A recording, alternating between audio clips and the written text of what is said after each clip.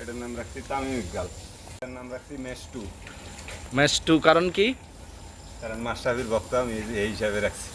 এই যে আমাদের Mahmudullah, Mahmudullah silent killer silent killer. Mahmudullah.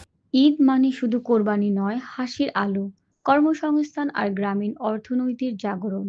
Chandpur সদর উপজেলার মণিহার গ্রাম, যেখানে প্রবাস ফেরত মমিনুল হক গড়ে তুলেছেন হক এগ্রো ফার্ম, একটি খামার নয়, এক টুকরো আস্থা। ১৭টি দেশি বিদেশি গরু, পরিপূর্ণ পরিচর্যা, ভেজালমুক্ত খাদ্য, সব মিলিয়ে একটি আদর্শ কোরবানির পশুর হাট যেন তার ফার্মে প্রতিনিয়তই বসে। লাভ নয়, মানুষের নাগালে স্বাস্থ্যবান গরু পৌঁছে দেয়াই তার লক্ষ্য। খামারটিতে কর্মসংস্থান পেয়েছে গ্রামের অনেক তরুণ। আবার অনেকেই অনুপ্রাণিত হচ্ছেন মমিনুলের পথ ধরে উদ্যোক্তা হওয়ার। চাঁদপুরে কোরবানির পশুর বড় একটা অংশ এবার আসতে পারে হক এগ্রো ফার্ম থেকে।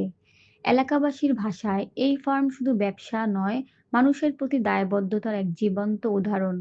যারা খুঁজছেন দালালমুক্ত, নিরাপদ ও নির্ভরযোগ্য কোরবানির পশু, তাদের জন্য হক এগ্রো ফার্ম হতে পারে শতভাগ আস্থার ঠিকানা। আমি একজন ইতালি প্রবাসী, দেশে আসছি শখে, একটা গরু ফার্ম দিছি। আমার ইচ্ছা যাতে মানুষের উপকারে যাতে আসতে পারি, এটাই আমার আসল ইচ্ছা। তাদের উদ্দেশ্যে এটাই বলতে চাই যে নিশ্চিন্তে আসতে পারেন, একদম নির্ভেজাল। আপনার এখানে আসলে কোনো দালাল আছে? না, দালাল থাকবে কেন? সরাসরি এখানে খাজনা নাই, দালাল নাই, হয়রানি নাই, টানা ইসরা নাই। আসবে, দেখবে, এখানে সংগ্রহে আছে আমার প্রায় 20-22টা গরু আছে।